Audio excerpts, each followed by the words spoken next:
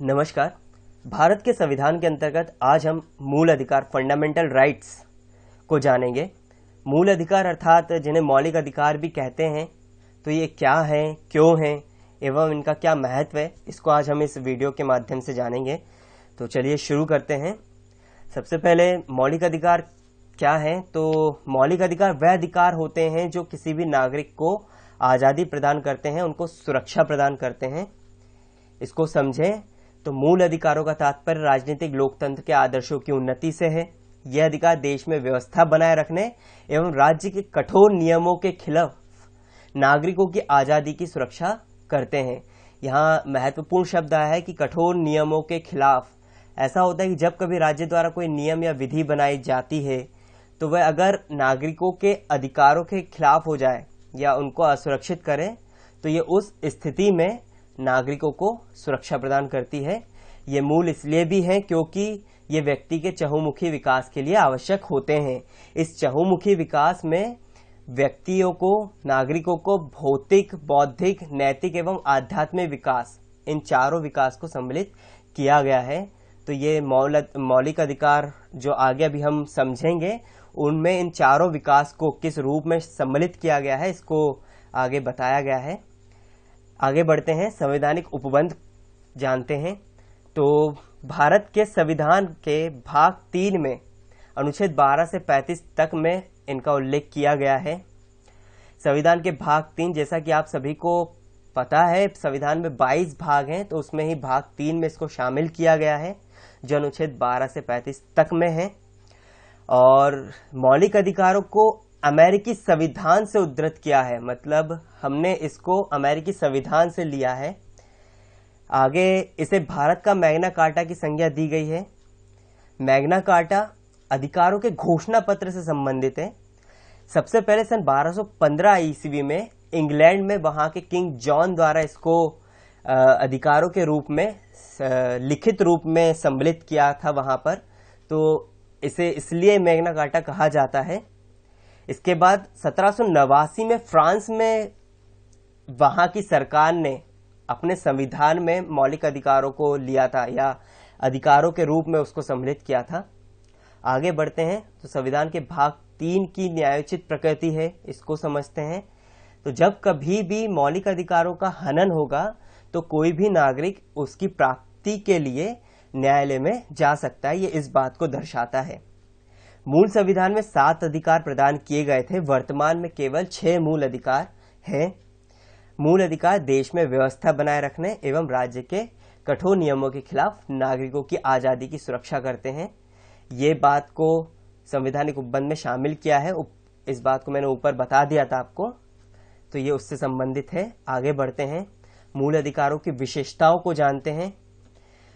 तो मूल अधिकार न्यायोचित है एवं इनको सर्वोच्च न्यायालय द्वारा गारंटी एवं सुरक्षा प्रदान की गई है। यहाँ गारंटी और सुरक्षा को समझते हैं। तो जब कभी भी किसी भी नागरिक का मौलिक अधिकारों का हनन होगा तो वह उस स्थिति में उसकी प्राप्ति के लिए न्यायालय में जा सकता है। तो अनुच्छेद 32 जो संविधान में शामिल किया गया है, जो ये दर्शाता है, जो संवैधानिक उपबंधों के उपचार से संबंधित है, अनुच्छेद 32, उसके माध्यम से सर्वोच्च न्यायालय में इसकी प्राप्ति हेतु जा सकता है।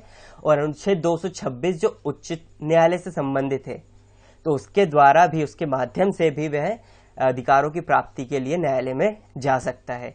मूल अधिकार असीमित नहीं है, राज्य द्वारा युक्त निबंधनों के आधार पर इसको सीमित किया जा सकता है।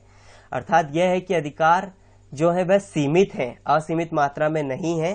राज्य इन पर युक्त प्रबंध कर सकती है, निबंध कर सकती है, इसको सीमित कर सकती है। इस बात को इसके द्वारा हम समझ सकते हैं। यह अधिकार स्थायी नहीं है, अर्थात संसद अनुच्छेद 368 के अंतर्गत संविधान संशोधन की शक्ति के माध्यम से इनको घटा बढ़ा सकती है। कहने का तात्पर्य यह है कि मौलिक अधिकारों को घटाया या बढ़ाया जा सकता है जब कभी सरकार चाहे। यहाँ एक सबसे महत्वपूर्ण बात है कि अनुच्छेद 368 के अंतर्गत, तो इस अनुच्छेद 368 में एक विशेष बात कही है, वह है मूल ढांचा से संबंधित। अर्थात इन अधिकारों का घटाया या बढ़ाया जाना उस मूल ढांचे के अंतर्गत ही होगा, उससे असंगत रूप में नहीं होगा। आगे बढ़ते हैं, राष्ट्रीय आपातकाल अनुच्छेद 352 के दौरान अनुच्छेद 20 व 21 को छोड़कर समस्त मूलाधिकार निलंबित किए जा सकते हैं। राष्ट्रीय आपातकाल, ये सबसे महत्वपूर्ण विषय है, इसको आगे हम वीडियो के माध्यम से जानेंगे। यह आपातकालीन शक्तियों को बताता है। तो जब कभी भी अगर आपातकालीन स्थिति बनती है तो अनुच्छेद 20 और 21 को छोड़कर समस्त अधिकारों का निलंबित किया जा सकता है। अनुच्छेद 14 से 32 तक विशिष्ट मूल अधिकारों का वर्णन है, जबकि शेष अनुच्छेदों का संबंध मूल अधिकारों से संबंधित अन्य उपबंधों से है। अर्थात यह है कि 14 से 32 तक में मौलिक अधिकारों को दिया गया है और जो अनुच्छेद 33 से 35 तक है वह इससे संबंधित जो अन्य उपबंध किए हैं उनको दर्शाता है। राज्य की परिभाषा, ये सबसे महत्वपूर्ण शब्द है राज्य। इसको समझना बहुत आवश्यक है क्योंकि जो समस्त मौलिक अधिकार दिए गए हैं वह प्रत्येक नागरिक को राज्यों के विरुद्ध दिए गए हैं। तो इसको जानना समझना बहुत आवश्यक है। इसको अनुच्छेद 12 के अंतर्गत राज्य की परिभाषा को दिया गया है। इसके अनुसार राज्य में निम्नलिखित को शामिल किया है। राज्य में जो सम्मिलित है उसमें भारत की संसद अर्थात कार्यकारी एवं विधायी अंगों को संघीय सरकार में क्रियान्वित करने वाली सरकार और भारत की संसद में राज्यसभा और लोकसभा दोनों सम्मिलित है। राज्य सरकार के विधायी अंगों को प्रभावी करने वाली सरकार और राज्य विधानमंडल, इसमें राज्य विधानसभा और राज्य विधान परिषद, इसको समझेंगे। आगे बढ़ते हैं। सभी स्थानीय निकाय अर्थात नगर पालिकाएं, नगर निगम, पंचायत, जिला बोर्ड न्यास, सुधार न्यास आदि इसमें राज्य की परिभाषा में सम्मिलित होंगे। अन्य सभी निकाय अर्थात वैधानिक या गैर संवैधानिक प्राधिकरण जैसे LIC, ONGC, सेल आदि जो ये संस्थाएं हैं इनको भी राज्य की परिभाषा में सम्मिलित किया गया है। इस तरह राज्य को विस्तृत रूप में परिभाषित किया गया है। इसमें शामिल इकाइयों के कार्यों को अदालत में तब चुनौती दी जा सकती है जब मूल अधिकारों का हनन हो रहा हो। उच्चतम न्यायालय द्वारा एक बात कही है कि जब कभी भी राज्य की संस्था जो है वह राज्य जो है वो किसी संस्था के रूप में या कोई इकाई या एजेंसी है वो किसी संस्था के रूप में कार्य कर रही हो तो उसे हम राज्य के तहत उसके अर्थ में लेंगे।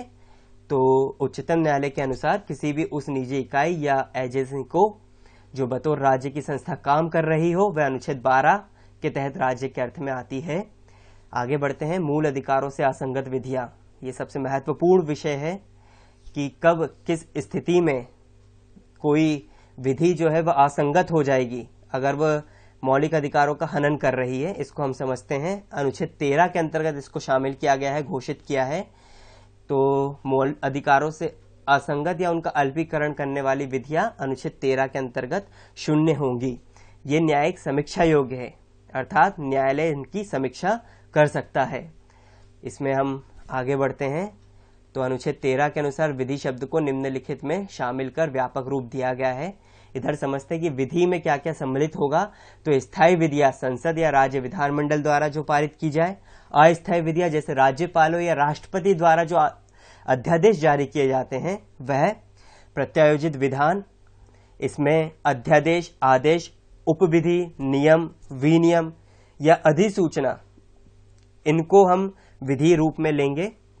और विधि के गैर विधायी स्रोत जैसे विधि का बल रखने वाली रूढ़ी या प्रथा, अर्थात कोई ऐसी रूढ़ी हो या प्रथा हो जो पूर्व में प्रचलित थी और जिसे विधि रूप में लिया गया है, तो वह भी इस विधि की श्रेणी में आएगी।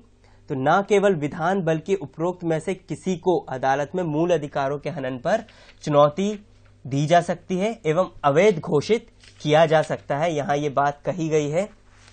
यहाँ पे एक महत्वपूर्ण बात है जिसको मैं आपको बताना चाहूंगा, वह यह है कि अनुच्छेद 13 घोषित करता है कि संविधान संशोधन कोई विधि नहीं है, इसलिए उसे चुनौती नहीं दी जा सकती। यद्यपि उच्चतम न्यायालय ने केशवानंद भारती मामले में, जो पूर्व में हमने बताया था आपको, में उसी में कि केशवानंद भारती मामले में कहा है कि मूल अधिकारों के हनन के आधार पर संविधान संशोधन को चुनौती दी जा सकती है।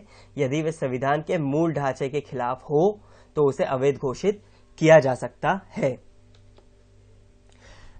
मुझे आशा है कि आपको यह वीडियो पसंद आया होगा।